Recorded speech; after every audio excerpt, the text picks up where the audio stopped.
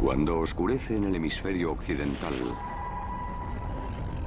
ya es mañana en el otro extremo del mundo. El sol se alza una vez más sobre una isla olvidada por el tiempo. Una tierra de contrastes extremos llamada Australia. Australia, tierra de extremos. Australia no se parece a ningún otro lugar de la Tierra. Desde la delicada belleza de la gran barrera de coral a los ásperos territorios del interior, es un país de contrastes y contradicciones.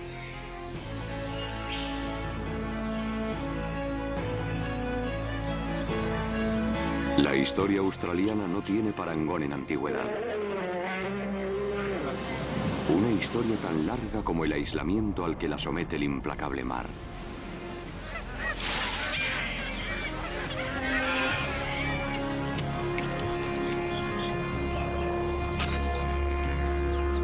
Esta es la historia de una antigua tierra que se ha forjado su propio destino. De un continente asolado, único por su biología, su paisaje y sus gentes.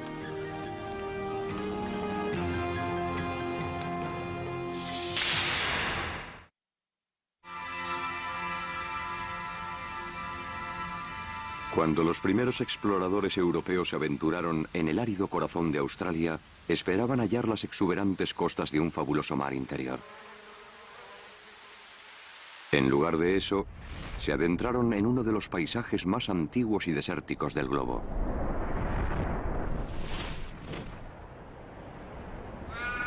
El mar que buscaban se había secado 400 millones de años antes, siendo reemplazado por inmensos desiertos de arenas abrasadas por el ardiente sol australiano.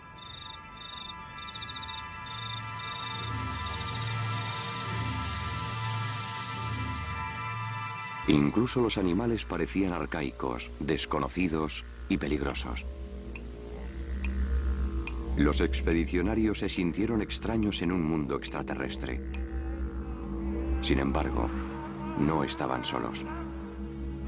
Esta tierra aparentemente inhóspita había estado habitada durante decenas de miles de años por un pueblo resistente y lleno de recursos.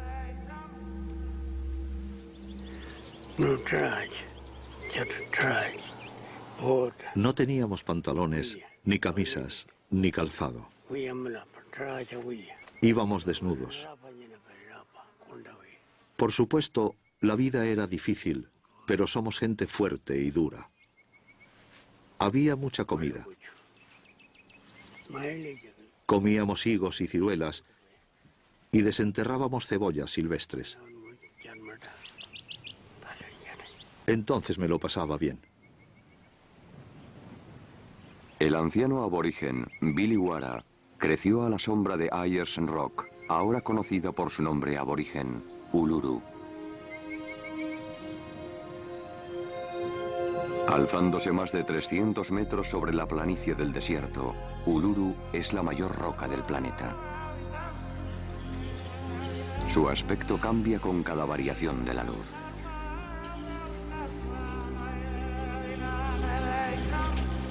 Resplandeciente como el expuesto corazón australiano, este extraordinario monolito señala el centro geográfico y espiritual de la eterna tierra de Billy.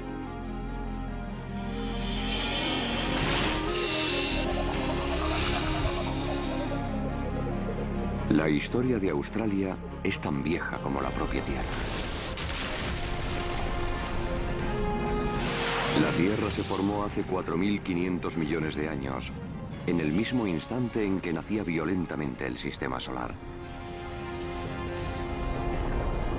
Las primeras rocas australianas se originaron en las actuales costas de la isla más extensa del mundo.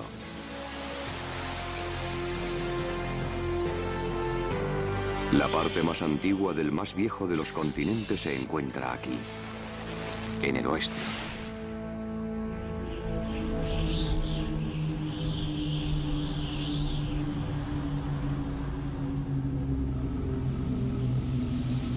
Esta es, en verdad, una tierra olvidada por el tiempo.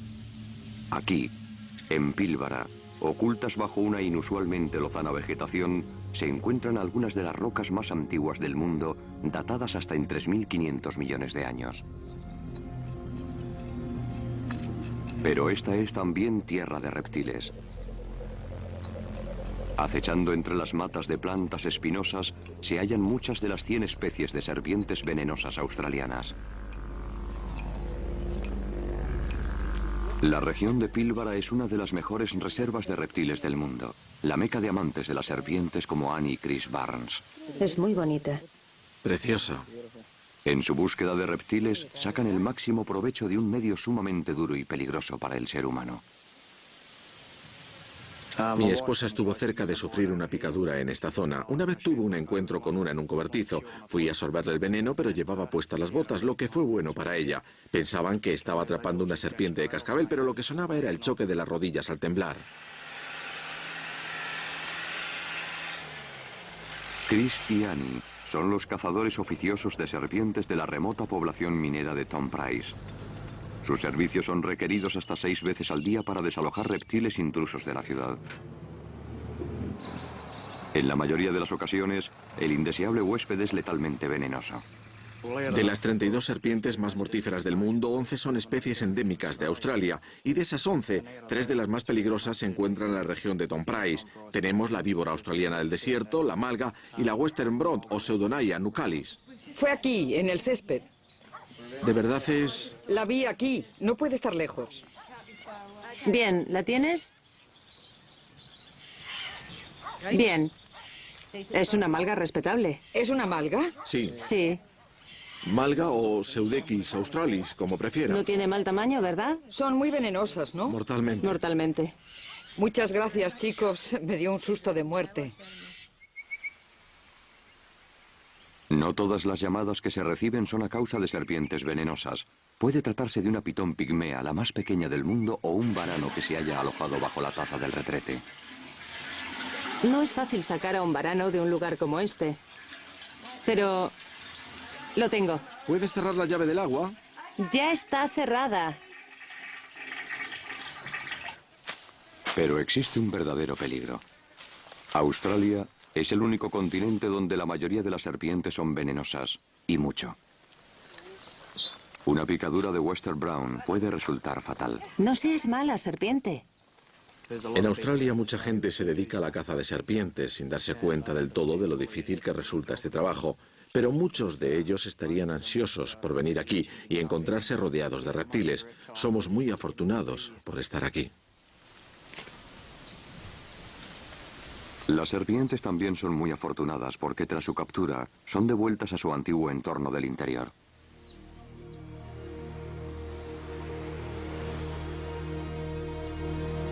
En el transcurso de millones de años, Australia ha sufrido la inclemencia de los elementos y el desgaste producido por el tiempo. Semeja un cuerpo despojado de su carne que mostrara los huesos desnudos de su esqueleto.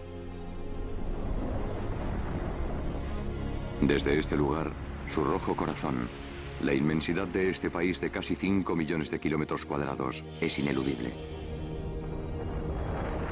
Con una superficie similar a la de Europa o Estados Unidos, Australia es el 6º país más grande del mundo, también el más llano.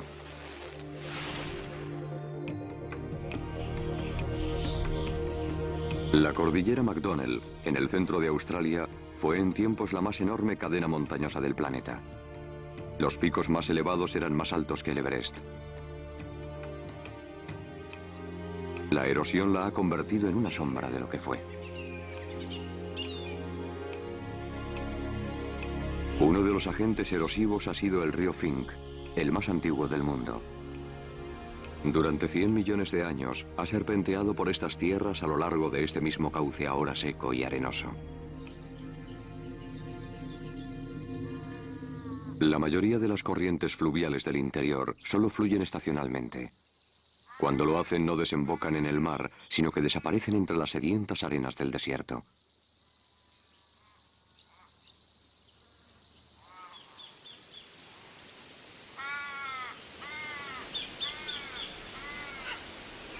Debido a esta extrema sequedad, un abrevadero escondido en el cañón labrado por el río a través de los tiempos resulta un valioso refugio para la vida animal durante los largos periodos de sequía.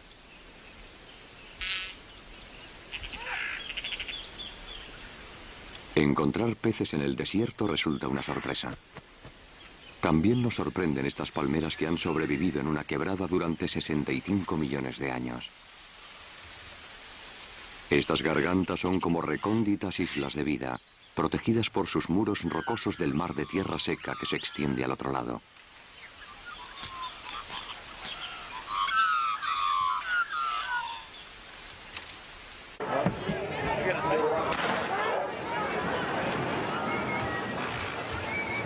La mera carencia de agua no es obstáculo para que los habitantes de Alice Springs disfruten de los deportes acuáticos.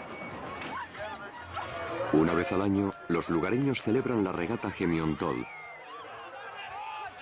un día de diversión en el arenoso lecho del antiguo río Todd.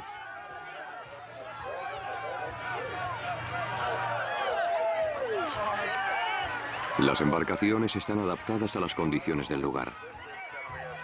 Solamente una vez en los últimos 40 años la regata se suspendió debido a que el río llevaba agua.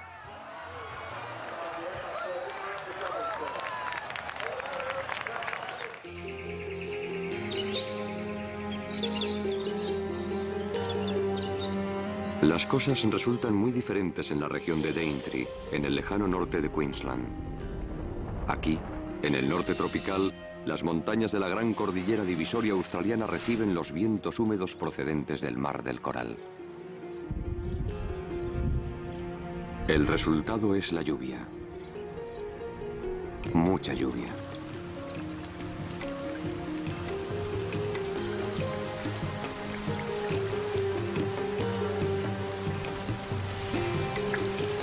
Con unas precipitaciones anuales de 10.000 milímetros por metro cuadrado, el nebuloso Pico Thornton resulta el lugar más húmedo de Australia y uno de los más lluviosos del mundo. En medio de esta humedad se encuentran las tierras bajas del río Cooper. Aquí llueve 200 días al año. Se registran precipitaciones de 5.000 milímetros anuales en el curso bajo del río Creek. A la estación húmeda, en la que se alcanzan los 4.000 milímetros, le sigue un periodo de 3 meses de lloviznas en el que llueve diariamente en pequeñas cantidades. Esta es la época del año que acaba con los ánimos de los habitantes de la zona. Las sabanas están permanentemente húmedas y el lodo se adueña de sus vidas. Fue precisamente esta humedad y este fango lo que atrajo a Neil Hewitt a las orillas del río Creek. Regenta un modesto negocio familiar dedicado al turismo ecológico. A sus puertas se encuentra el bosque pluvial más antiguo del mundo. 10 veces más antigua que el Amazonas, la región de Daintree ha estado poblada por la selva durante los últimos 130 millones de años.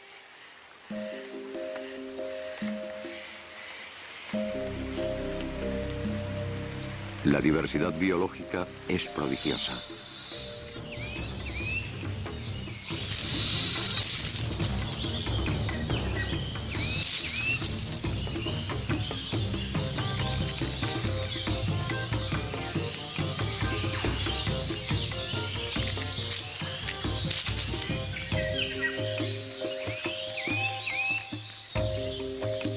Con una extensión de menos de una milésima parte del total de la superficie australiana, esta húmeda región tropical alberga 1/3 de las plantas, mamíferos y ranas del continente y 1/4 parte de los reptiles.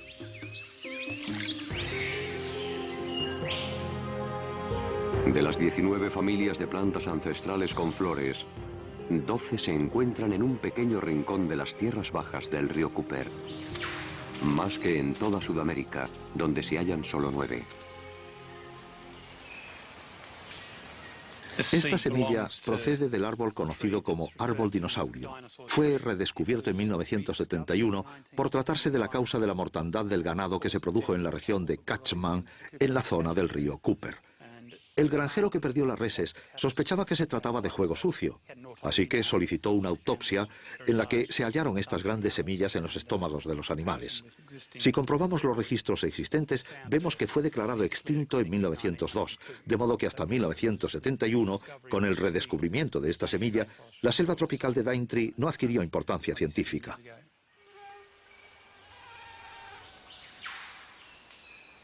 Parece ser que muchos de estos gigantescos árboles selváticos han pervivido durante más tiempo que los misteriosos animales que en tiempos distribuyeron sus grandes y a menudo venenosas semillas. Hoy en día, la única criatura capaz de ingerir muchos de los frutos silvestres de brillantes colores es el casuario. Con un peso igual al de un hombre, esta enorme ave privada de la capacidad de volar se nutre de la fruta que cae de los árboles. La labor que ejerce el casuario es importante. Transporta las semillas de un lugar a otro y las deposita completas con una porción de fertilizante natural.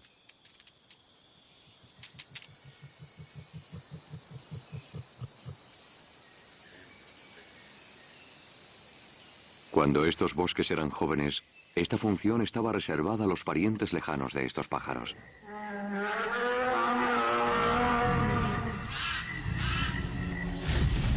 Estas selvas pertenecían a los dinosaurios.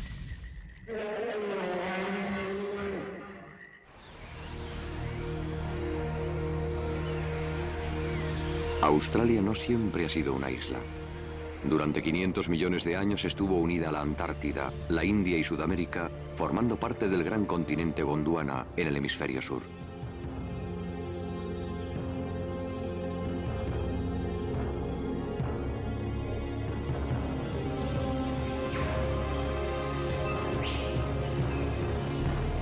En la época de Gondwana, más de la mitad de la masa continental de Australia estaba cubierta de vastos bosques primitivos.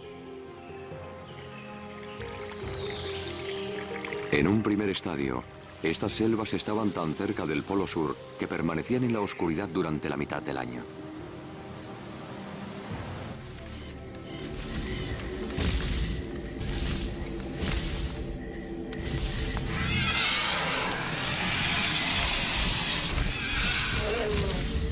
Como en cualquier otro lugar del planeta, los dinosaurios vagaban por los sombríos bosques de Gondwana y los pterodáctilos gobernaban los cielos.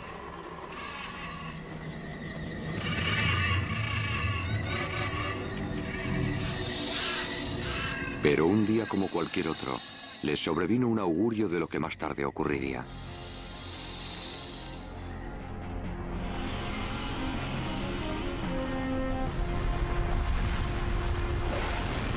Hace 140 millones de años, un cometa se cruzó en el curso orbital terrestre, colisionando.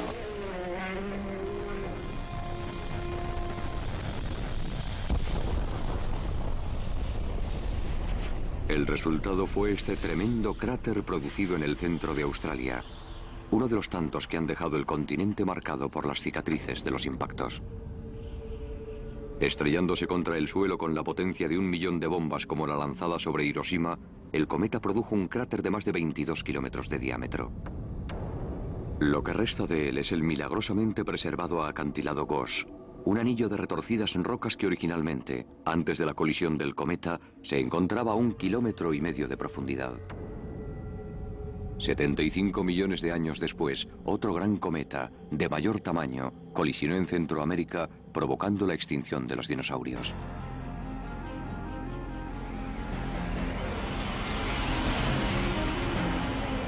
Sin embargo, la mayor consecuencia que este impacto de mayor potencia trajo para Australia fue el desencaje de Gondwana. Mientras el continente antártico se encaminó hacia su helado destino en el Polo Sur, Australia escapó hacia el calor del norte.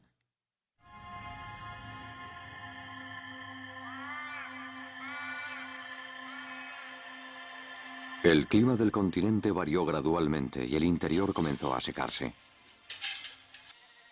En la actualidad, pueden pasar años e incluso décadas entre dos lluvias aceptables.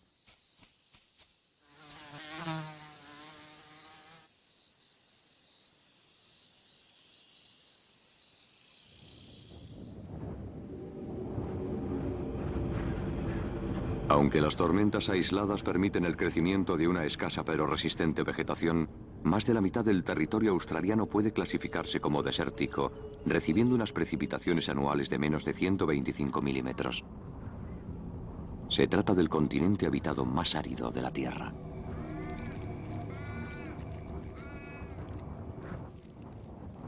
A medida que la Tierra se secaba, los animales tenían dos opciones: adaptarse o perecer.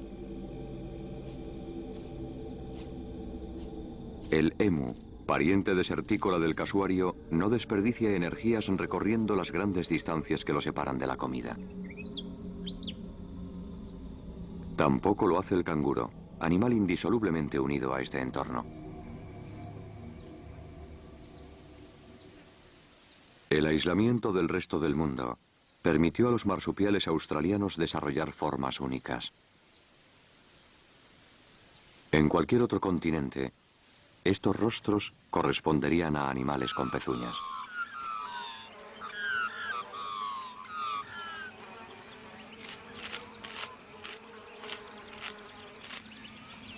Aparte de su modo de saltar, el rasgo más distintivo de estos marsupiales es su capacidad de criar su prole fuera de su cuerpo, en una bolsa.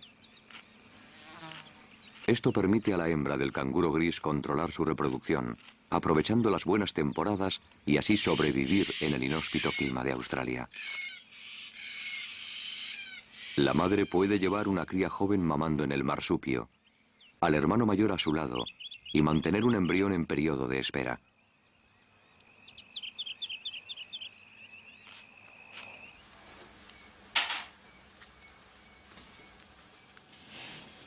El largo tiempo que un marsupial permanece en la bolsa de su madre puede complicar la vida de las personas que cuidan de los animales heridos o huérfanos. ¿Te estás durmiendo otra vez? Despierta, despierta. Para la madre adoptiva Margaret Cianelli, estos cuidados significan una rutina interminable de biberones para un pequeño canguro.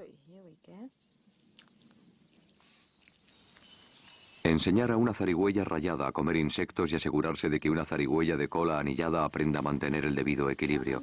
Se trata de una tarea tan difícil como educar a los propios hijos. Tienes hipo. Eso quiere decir que estás nervioso. ¿Es esto lo que te pone nervioso? Pero con mucho, el mayor reto de Margaret es Timothy, un canguro arborícola. Esto es tuyo. ¿Quieres un poco de eso? Tú no, salta a la bolsa. Además de tener que vérselas con su mucha vitalidad, Margaret debe enseñar a Tim los rudimentos de la supervivencia. De algunos de ellos, al igual que la mayoría de los canguros, sabe muy poco. ¿Está rico? Cómo trepar a los árboles. ¿Damos un paseo? Sí, vamos, demos un paseo. Buen chico, ¿quieres trepar al árbol? Venga. No resulta muy grácil subido a un árbol, ya que sus características físicas no están bien adaptadas a la vida arborícola. No disponen de un pulgar oponible, no tienen una cola prensil. Así que, algunas veces, cuando veo a Timothy en un árbol, tengo que darme la vuelta y marcharme porque me pone nerviosa. Pienso, se va a caer, se va a caer. Vuelve aquí, Timothy, ¿eh? Ahora sí que estás fardando. Sabes que ya te caíste de ahí una vez. Hay que ponerlos en libertad gradualmente. Es un proceso lento. Cada vez pasan más tiempo fuera hasta que ya no vuelven más que para hacer cortas visitas o no regresan más. Estamos muy contentos de eso.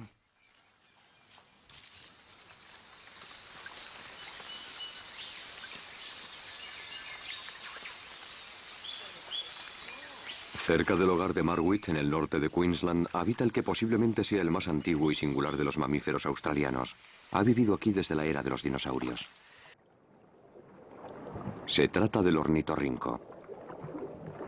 Este tímido animal acuático pasa la mayor parte de su existencia sumergido en el agua con los ojos cerrados, percibiendo las señales eléctricas de sus presas por medio de su sensible pico. Siendo uno de los dos únicos tipos de monotremas que existen, el ornitorrinco es un eslabón viviente con nuestro pasado como reptiles.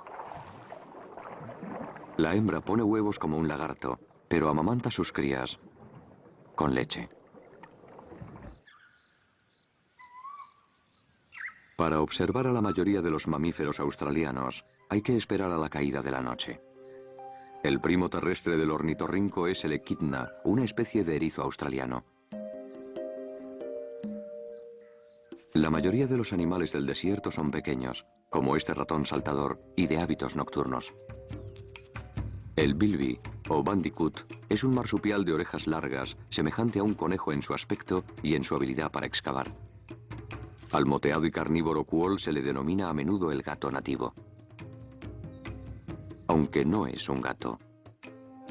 Pero la triste paradoja es que en los últimos 200 años, la invasión de los gatos auténticos y de otros animales foráneos ha puesto al borde de la extinción a estos indefensos moradores del desierto.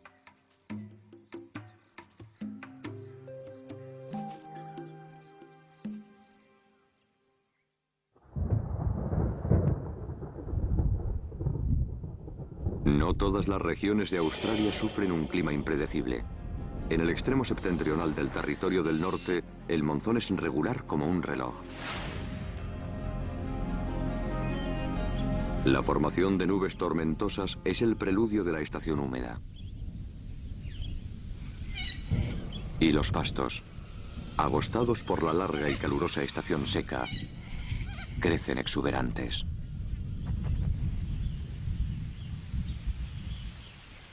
Pero no son las grandes manadas de canguros las principales consumidoras de pastos en estas ilimitadas sabanas tropicales. Dominando el paisaje se encuentran unos grandes montículos de hasta 6 metros de altura.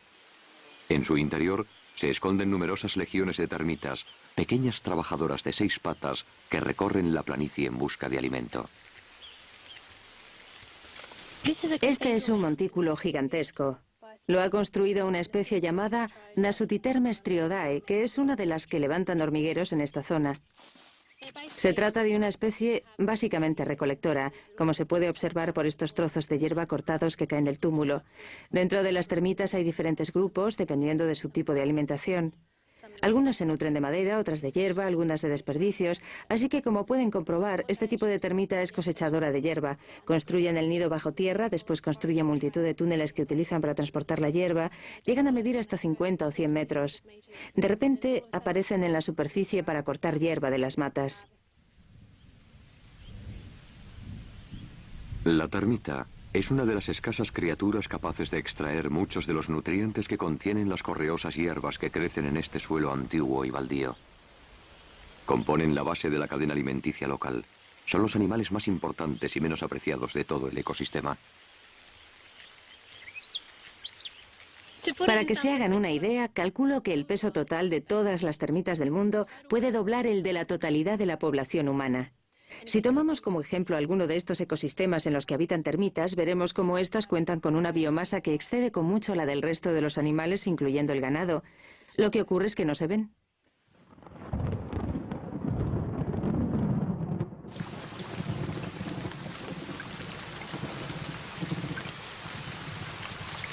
Cuando el monzón finalmente llega, las termitas confían en la seguridad que les ofrece la cima del túmulo y en las reservas acumuladas de hierba.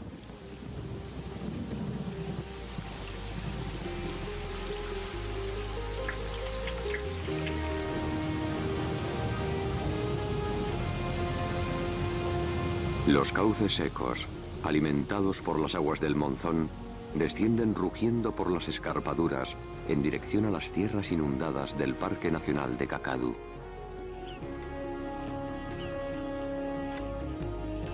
Una vez más, el agua trae la vida y la promesa de una temporada benigna.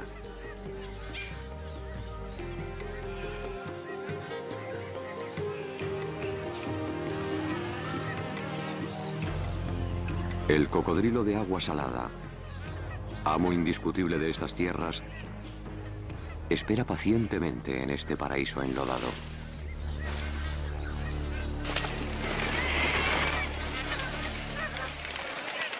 La raza humana oyó por primera vez este aparentemente tranquilo entorno hace 60.000 años. Y aquí sigue desde entonces.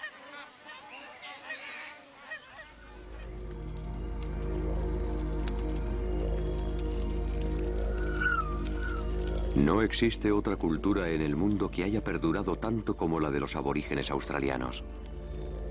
Ha sobrevivido ininterrumpidamente durante más de 2000 generaciones, desde que sus antepasados arribaran misteriosamente durante la última glaciación.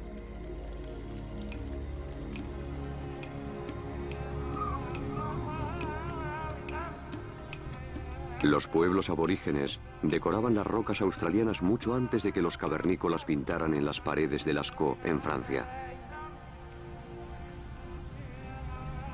A pesar de que los orígenes de los seres espirituales como el hombre relámpago se han perdido en la noche de los tiempos, siguen formando parte de un sistema de creencias que es, seguramente, 20 veces más antiguo que las principales religiones, tanto orientales como occidentales.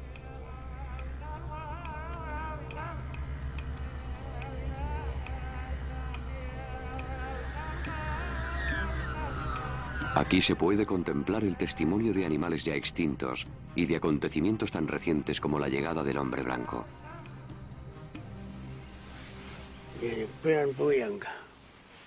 Antes de que llegaran aquí los hombres blancos, llevábamos una vida realmente buena. Nos alimentábamos principalmente de carne de canguro y varano. Ni siquiera teníamos idea de la existencia del hombre blanco.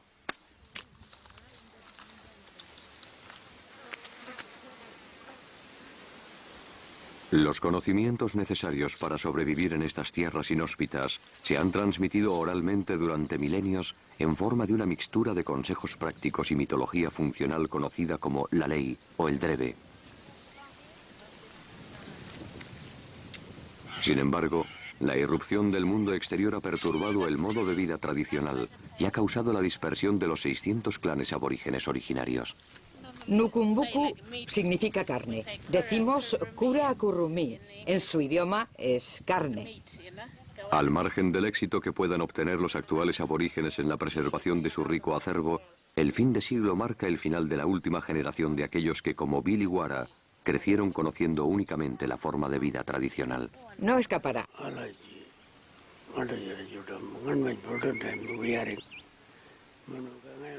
Todos mis seres queridos de los viejos tiempos han fallecido. Ahora estoy completamente solo. Soy el único que queda para ocuparme de nuestro territorio ancestral, de nuestro país. Cuando contemplo la cima del Uluru, recuerdo a todas esas personas con las que me crié. Ahora mis hermanas han muerto y mi padre, mi tío, toda la familia se ha ido. Soy el único superviviente, lo cual me entristece.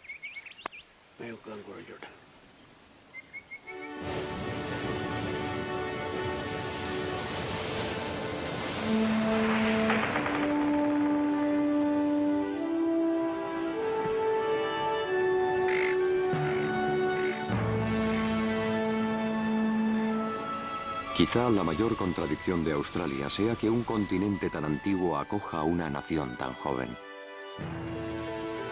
La moderna Australia tuvo su origen aquí, en Sídney, hace poco más de 200 años.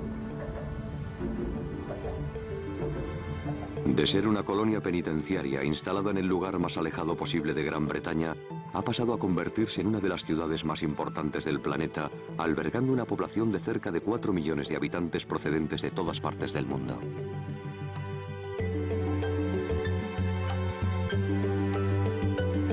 A pesar de toda la superficie disponible, Australia ha llegado a ser el país más urbanizado de la Tierra. Casi el 80% de sus 19 millones de habitantes viven apiñados en la fértil costa sureste del continente.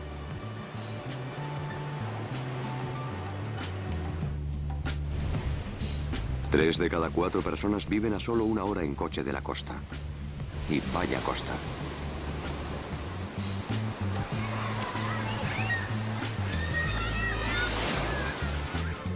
La línea costera se prolonga más de 35.000 kilómetros, la más extensa perteneciente a un solo país.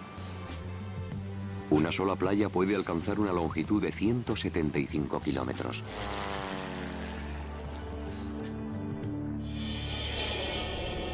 La joya de la corona del mundo submarino australiano es la Gran Barrera de Arrecifes. Los arrecifes se extienden paralelamente a la tropical costa este, a lo largo de más de 2.200 kilómetros.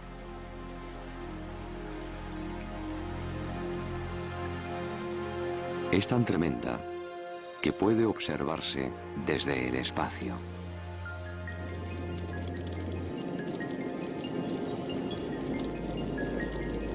No se trata de un solo arrecife, sino de una red formada por unos 3.000 arrecifes e islas coralinas distintos que, juntos, conforman el mayor organismo vivo del planeta.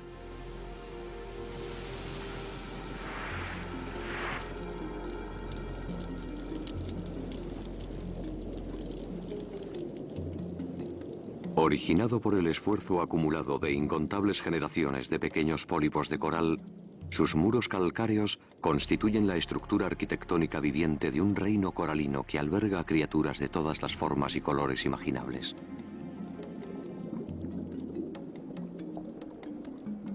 El rey de todos los moradores del coral es el más temible depredador, el tiburón tigre.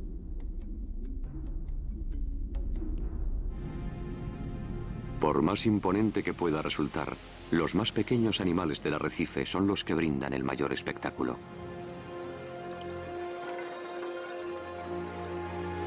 A principios de verano, y solo durante unas pocas noches después del plenilunio, el coral estalla en una orgía de sexualidad sincronizada. De un confín a otro del arrecife, miles de millones de colonias de coral llenan el agua de pequeños globos flotantes que contienen huevos y esperma.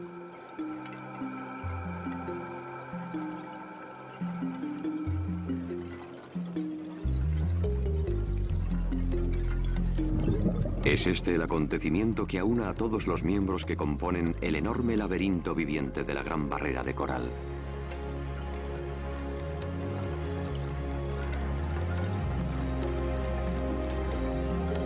Una nueva generación de corales constructores de arrecifes se aleja flotando en la noche.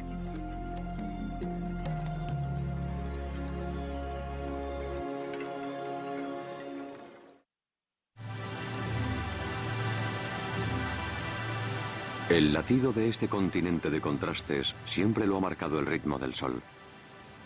Con cada amanecer, en el interior comienza un nuevo reto para la supervivencia. Es hora de que el Moloch entre en acción.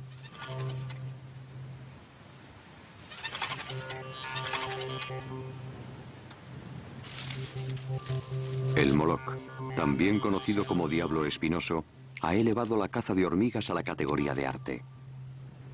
Se coloca sobre la hilera de hormigas, capturándolas de una en una, confiando en que su espinoso camuflaje lo salve de los depredadores.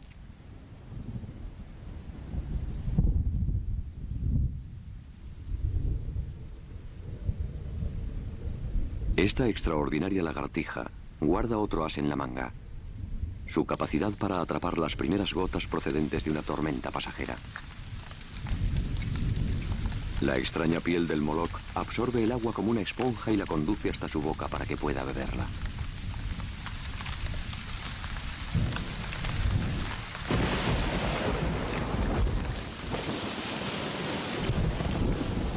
Cada 20 años, el desierto recibe una tromba de agua que hace que el interior experimente una profunda transformación. Escondida bajo la superficie, una rara criatura despierta de un largo sueño subterráneo. Durante años, la rana de madriguera del desierto ha estado esperando una precipitación lo suficientemente copiosa como para garantizarle una exitosa expedición a la superficie. Será solo una breve visita, lo justo para alimentarse y reproducirse antes de regresar a la madriguera y reanudar su espera.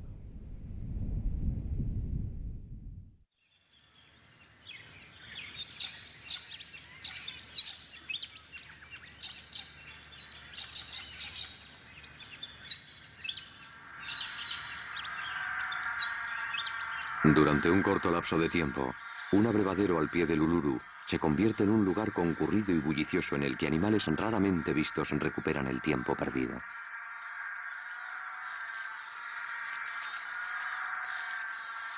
Es el momento de limpiarse el polvo de las plumas y de aprovechar unas sobras.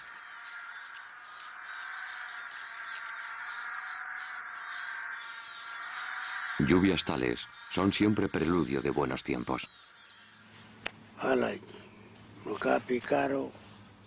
Cuando llovía en lugares como el Uluru, los cauces secos se llenaban de agua clara y buena que nos encantaba beber. Nos poníamos tan contentos que corríamos hasta el agua que rebosaba. Y solo teníamos que inclinarnos para beber. Después subíamos a los afloramientos para cazar canguros y ualabíes. Esa era la única vida que conocíamos. La tierra nos sustentaba.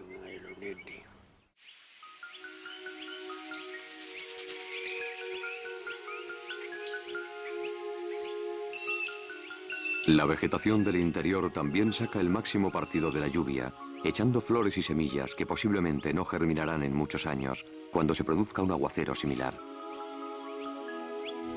El centro rojo se transforma en el corazón verde. Y el viejo río Fink fluye de nuevo.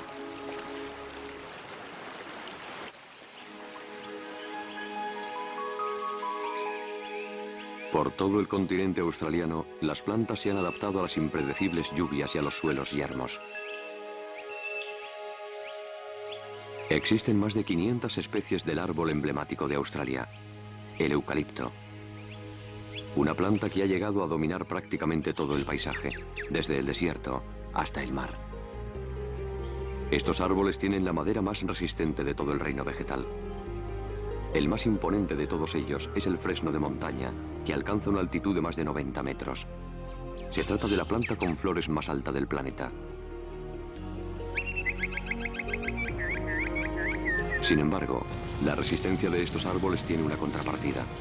La resina del eucalipto resulta altamente inflamable, lo que coloca a Australia en el primer lugar en cuanto a propensión a sufrir incendios.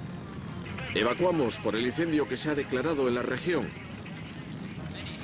Muchas casas han resultado destruidas en los suburbios. Los vecinos esperaban una oleada de incendios. En 1994, Sydney se vio rodeada por un incendio forestal. Los vientos secos y cálidos avivaron el fuego, que se extendió rápidamente por las copas de los árboles. Cuando la resina alcanzaba su temperatura de combustión, los árboles explotaban como bombas en el frente del incendio.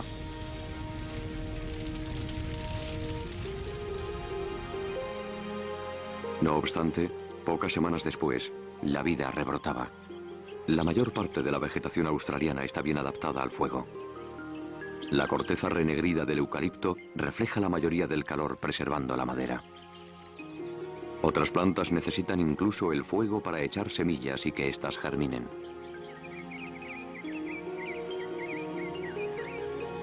En el plazo de unos pocos años, los montes de Sydney resurgieron de sus cenizas como una verde ave fénix. Pero el monte bajo australiano no podrá soportarlo durante mucho más tiempo. En el transcurso de los 200 años de asentamiento europeo, más de la mitad de los bosques autóctonos han sido talados, a pesar de que tanto personas como animales los necesitan. El científico Stephen Phillips está preocupado por el destino de un australiano muy famoso, el koala.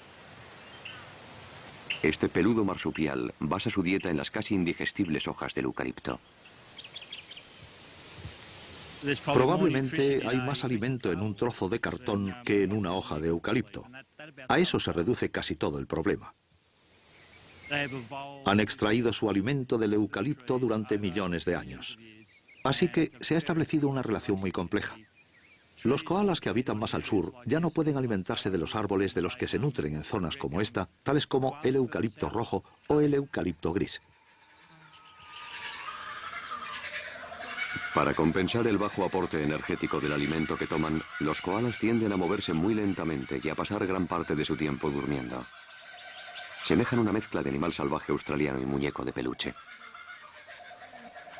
Me considero de alguna manera afortunado por ser zoólogo en Australia y por poder trabajar con animales como este.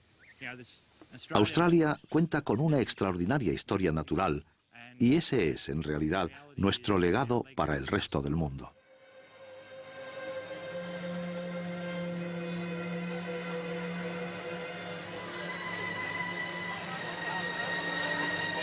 En ningún otro lugar del mundo se encuentran tan cerca la herencia del pasado y la promesa del futuro.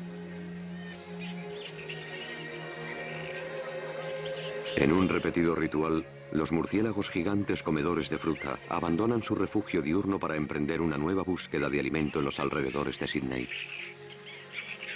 Sin embargo, vuelan sobre una gran tierra austral que ya no es una isla apartada del mundo moderno.